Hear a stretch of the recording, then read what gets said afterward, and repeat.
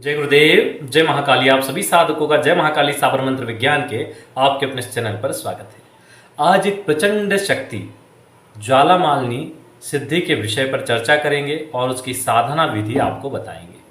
देखो, एक व्यक्ति को जीवन में सुरक्षित रहने के लिए कोई ना कोई सुरक्षा कवच चाहिए। बड़े से बड़े व्यक्ति भी अपने साथ बॉडीगार्ड वगैरह लेके चलते हैं, लेकिन हर व्यक्ति की तो इतनी सामर्थ्य नहीं है। और वैसे भी आजकल सामने से वार करने वालों के बजाय पीठ पीछे वार करने वालों की कमी नहीं है। तंत्र के माध्यम से अनेक लोग वार करते और करवाते हैं, पता भी नहीं चलता है कि सामने वाले के साथ क्या हुआ। कभी हार्ट अटैक आ जाता है, कभी व्यक्ति छोटी सी चोट या गिर के दम तोड़ देता है। ऐसी बहुत सारी चीज़ें होती है। ये तंत्र के विभिन्न प्रकार के क्रियाकलाप होते हैं। जो दुष्ट प्रवृत्ति के लोग होते हैं वो इस प्रकार की क्रियाओं को करवाते हैं। एक सामान्य व्यक्ति इन सब चीज़ों को नहीं समझ पाता, लेकिन अपनी और परिवार की रक्षा के लिए आपको दैवी सहारा लेना चाहिए। आपने यदि किसी सुरक्षात्मक कवच को सिद्ध कर रखा है, किसी देवी को सिद्ध कर रखा है जो आपकी परिवार की और आपकी सुरक्षा कर रही है, आपका कोई बाल बाका नहीं कर सकता। देखो, मुख्य समस्या कहाँ आती है। आप बहुत अच्छा कमा खा रहे हैं, आपका बिजनेस बहुत अच्छे से चल रहा है, लेकिन फिर जलने वाले आते हैं और वे लोग आपकी तरक्की को देख नहीं पाते, और वह लोग कोई न कोई नुकसान पहुंचाने के लिए आपके ऊपर प्रयोग करते हैं। बिजनेस ठप हो जाता है, सारी जो किया कराया आपका वो धूल में मिल जाता है और व्यक्ति रोड पे आ जाता है। तो ऐसे लोग बहुत मिलेंगे जो अन्य अन्य प्रकार से आप पर प्रहार करते हैं और आपको पता भी नहीं चलता, आपके साथ में रह के ही आपका नुकसान कर देते हैं। तो ऐसे लोगों से आप कैसे बचेंगे? आपको कैसे पता चलेगा कि ये लोग आपका नुकसान कर रहे हैं और इनसे कैसे बचा जाए? आप लोग बड़ी मुश्किल से तरक्की करके आगे बढ़ते हैं और फिर कोई आपको गिरा देता है।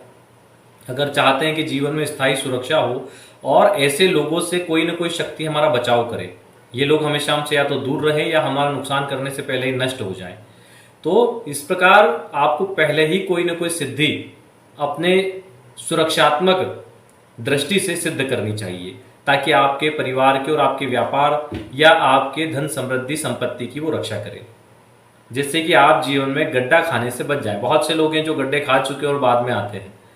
तो अगर पहले, खैर अपनी अपनी किस्मत है, वो भी बोलते हैं कि गुरुजी पहले नहीं मिले आप, तो ठीक है, किस्मत वाली बात है, लेकिन प्रयोग करके रखो। हमारा मिलना ना मिलना वो सतगुरुदेव के हाथों में है। गुरु की कृपा आप पे होगी, गुरुदेव की कृपा होगी, तो कहीं ना कहीं मिलना हो जाएगा। लेकिन आपको ये प्रयोग सिद्ध कर लेना चाहिए, जिससे कि आपकी परिवार की, आपकी संपत्ति की और व्यापार की सुरक्षा बनी रहे, शत्रु अपने आप नष्ट हो जाए। ये ज्वालामालिनी प्रचंड शक्ति अति प्राचीन है। इसका प्रयोग विशेष तौर पर तब किया जाता था जब तंत्र से संबंधित तांत्रिकों की आपस में या तो लड़ाई होती थी या घनघोर महायुद्ध होते थे।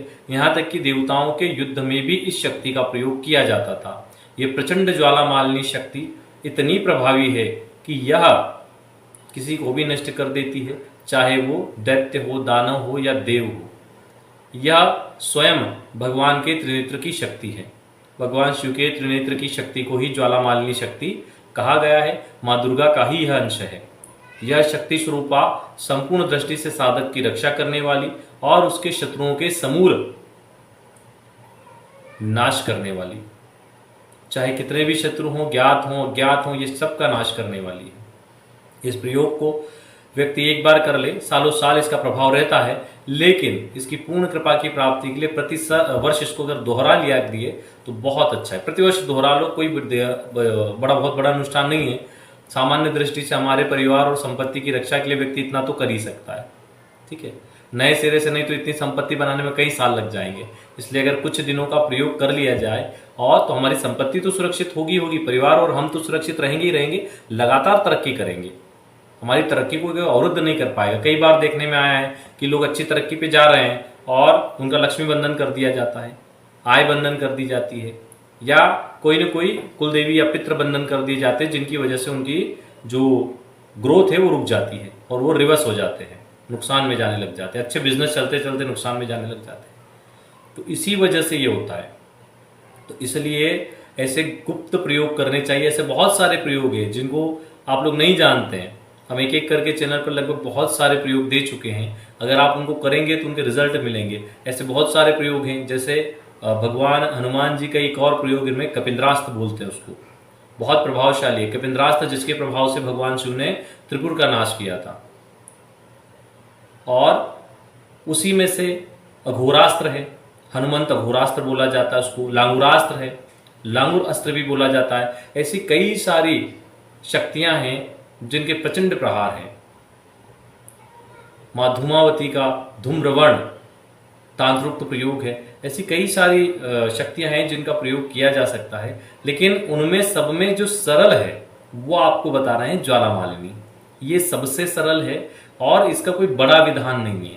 उनके विधान, उनके पाठ थोड़े बड़े हैं और उनमें गलती की संभावना भी हो सकती है, लेकिन इसमें कोई गलती नहीं होगी और इसका प्रभाव अचूक है। प्रभाव उनका भी अचूक है, लेकिन इसमें आपसे गलती नहीं होगी और आप आसानी से कर पाएंगे। इसलिए इस प्रयोग को करें तो आपको लाभ होगा। देखिए, समझाने में 5 मिनट निकल जाते हैं। हम चाहते तो आपको मंत्र और विधि बता के बात खत्म कर देते, लेकिन जिस साधना को दे रहे हैं उसका महत्व क्या है, अगर वो नहीं बताएंगे तो फिर उस साधना का अपमान हो जाएगा। जिस प्रकार किसी देवता की चालीसा या स्तोत्र का पाठ करते हैं तो स्तोत्र के पाठ में फलश्रुति लिखी होती है फलश्रुति लिखी होती है कि उसका क्या फल है उसको पाठ करने का। इसी प्रकार जब हम कोई साधना आपको दे रहे हैं और उसका आपको प्रभाव नहीं बताएंगे तो फिर उसका महत्व आप समझ कैसे पाएंगे कि वो आपके लिए क्यों आवश्यक है। तो साधना को स्त्री पुरुष कोई भी कर सकते हैं। पति के लिए पत्नी भी कर सकती है, पति पूरे परिवार के लिए भी कर सकते हैं, और पत्नी चाहे तो अपने परिवार, अपने पति या उनके व्यापार के लिए भी कर सकती है। ठीक है, इसका सामान्य सा विधान है, इसको समझ लें। कृष्ण पक्ष की अष्टमी या फिर कृष्ण पक्ष का शनिवार हो तो ज़्यादा उत्तम। किसी भी कृष्ण पक्ष के शनिवार से शुरू करके 31 दिन करने वाली ये साधना है। अब लेडीज़ों को थोड़ी दिक्कत आती है कि 31 दिन नहीं कर सकते, तो वो अपना प्रयोग शुरू करें। जब उनका महीना वाला समय आता है उसमें छोड़ दे, जैसे 10 दिन हो गए या 20 दिन हो गए और समय आ गया तो उसको छोड़ दे, फिर 10 दिन या जो 11 दिन बचे वो अगले उसमें कर लें। जब आपका टाइमिंग खत्म हो जाए उसके बाद कर लें तो वो आपका पूरा 31 दिन गिना जाएगा। पुरुष तो कर ही सकते हैं, लगत कोई दिक्कत वाली बात नहीं है। हाँ, नियम इसके वही है जो आमतौर पर हम आप सभी साधना में आपको बताते हैं। इसमें ब्रह्मचर्य का पालन है, जमीन पे शयन है, जमीन पे बिछौना करके सोएं, एक समय भोजन है बिना लहसुन प्याज का, ठीक है, और किसी से बुरा बर्ताव नहीं करना, झूठ नहीं बोलना, धोखा नहीं देना, ठीक है। इस सब चीज़ों से दूर रहा, प्रपंच से दूर रह के साधना करो तो सिद्धि मिलती है। और भगवती का लगातार स्मरण करते रहो, ओम ज्वाला मालिन्य नमः, ओम ज्वाला मालिन्य नमः, ओम ज्वाला मालिन्य नमः। अंतर मन में बस यही चलता रहे तो ज्वाला मालिनी की कृपा से समूल शत्रुओं का नाश हो जाएगा। साधना काल में ही आप चमत्कार देख लोगे। बड़े से बड़ा शत्रु हो, कितना भी बड़ा हो, उसका नाम, उसका पैसा, उसकी ताकत कितनी भी बड़ी हो, रोड पे घूमता ना नजर आए तो कहना, बस साधना को तरीका चाहिए करने का। इसको सुरक्षात्मक दृष्टि से करो। प्रहार की दृष्टि से आप तब कर सकते हो जब वास्तव में आपको उससे बहुत ज्यादा जान का खतरा हो, जान माल का अति खतरा हो गया हो, तब इसको आप प्रयोग की दृष्टि से कर सकते हो और एक से ज्यादा अनुष्ठान कर सकते हो। नहीं तो खुद की सुरक्षा लेके एक अनुष्ठान पर्याप्त है।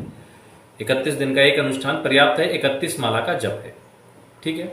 तो किसी भी कृष्ण पक्ष के शनिवार से इसको करना है। रात्रिकालीन साधना है, 10 या 11 बजे से शुरू कर सकते हैं। पूर्व या उत्तरमुखी होकर बैठना है, पीले वस्त्र आसन हो, ठीक है, और सामने बाजोट पर आपको ज्वालामालिनी यंत्र, ज्वालामालिनी चित्र और ज्वालामालिनी माला, 3 चीजों की आवश्यकता पड़ेगी। अब ज्वालामालिनी अगर हमारे पास यंत्र नहीं है तो क्या करें, ज्वालामालिनी के फोटो इंटरनेट से निकाल के रख लें और माँ दुर्गा का यंत्र भी आप इसमें रख सकते हैं, ठीक है।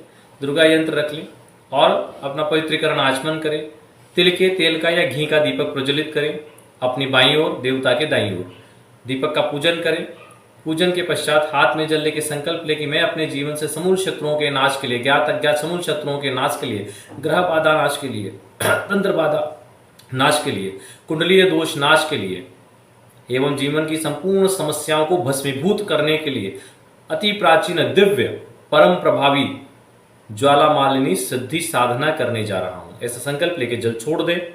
उसके बाद 1 माला गणेश मंत्र जप करें, 4 माला गुरु मंत्र जप करें और उसके बाद उनको रख दे माला को और यंत्र को पूजन करवाएं, यंत्र को स्नान करवाएं, फिर उसका पूजन करें। हमने बोला कि यंत्र का पूजन सबसे पहले मध्य में होता है, फिर राइट साइड।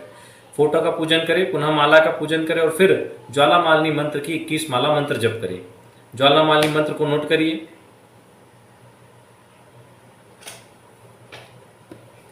बहुत प्रभावी मंत्र है, अति प्राचीन मंत्र है। पीले वस्त्र जो आप उस पे बाजोट पे बिछाएंगे उसमें चिकना वाला होना चाहिए, चमकदार, ध्यान रहे। जब भी संकल्प लें तो अपने नाम गोत्र का उच्चारण जरूर करें। ओम नमो भगवती ज्वालामालिनी सर्वभूत संहारिके जात वेदसी ज्वलंती प्रज्वलंती ज्वल ज्वल हुम रम रम हुम फट। यह अति प्राचीन दिव्य ज्वालामालिनी मंत्र है जिसके प्रभाव से समूल शत्रुओं का नाश होता है। हवन में स्वाहा लगाकर प्रयोग किया जाता है।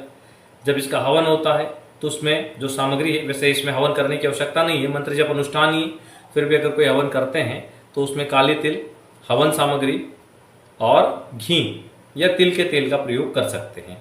हालांकि इसमें शत्रुनाश के लिए और भी बहुत सारी सामग्री है, लेकिन वो इसमें हम नहीं बता रहे। हाँ, शत्रु से प्रताड़ित है तो उच्चाटन के लिए इसमें आप राई और जो नमक होता है डल्ली वाला, वह नमक और काली मिर्च, इन तीन को अलग से मिक्सर बना के उसका प्रयोग कर सकते हैं। जब आप शत्रुनाश के लिए प्रयोग करते हैं तो आपकी मुद्रा शुक्री रहेगी, ठीक है। लेकिन जब आप सुरक्षा के लिए हवन करते हैं तो मृगी मुद्रा रहेगी। तो मुद्रा का भी बहुत ध्यान रखना जरूरी है। इसमें दिशा, अगर शत्रु से बहुत प्रताड़ित है, अग्निकोण में मुख करके हवन होता है। शत्रु से बहुत प्रताड़ित है तो साधना काल में जब भी जो होता है अग्निकोण या दक्षिण दिशा में मुख करके होता है, ठीक है। तो इस प्रकार इस साधना को करके और इसके लाभ आप ले सकते हैं। बहुत चमत्कारिक और दिव्य साधना है। चलिए, आज के लिए इतना ही। जो लोग अपना कुंडली विश्लेषण या ऑरा स्कैनिंग करवाना चाहते हैं, जो जीवन में बहुत दुखी हैं, जिन्हें समझ में नहीं आता कि जीवन में आगे कैसे बढ़ेंगे या क्या होगा, तो एक चीज को समझ लें, जब तक कुंडली में दोष है, आपके भाग्य का भाव यानी नवम भाव और एकादश भाव यानी इनकम का भाव कमजोर है, तब तक जीवन में समस्याएं और अभाव बने रहते हैं। सबसे पहले अपनी कुंडली का विश्लेषण करवाएं ताकि पता चले कि कौन से दोष है जिनकी वजह से समस्या आ रही है, उनका कैसे निवारण किया जाए। भाग्य के भाव यानी नवम भाव और इनकम के भाव यानी एकादश भाव को मजबूत कैसे किया जाए, जैसे भाग्योदय हो, धन की प्राप्ति हो, जीवन में सफलता मिले, कौन सी नौकरी करें, कौन सा व्यापार करें, भूमि भवन वाहन कब प्राप्त होंगे, विवाह की क्या स्थिति रहेगी, कौन से रत्न या रुद्राक्ष भाग्यशाली है हमारे लिए, आध्यात्मिक उन्नति के लिए कौन से रत्न है, जीवन सुरक्षा के लिए कौन से, भाग्य उन्नति के लिए कौन से, दशाओं के क्या प्रभाव है, योगनी दशा कौन सी है, और भी बहुत सारी जानकारी होती है जो कुंडली के माध्यम से प्राप्त होती है, जिसे समझ के संबंधित उपाय करके जीवन में महत्वपूर्ण बदलाव और सफलता को प्राप्त किया जाता है। चलिए, आज के लिए इतना ही। जय गुरुदेव, जय महाकाली।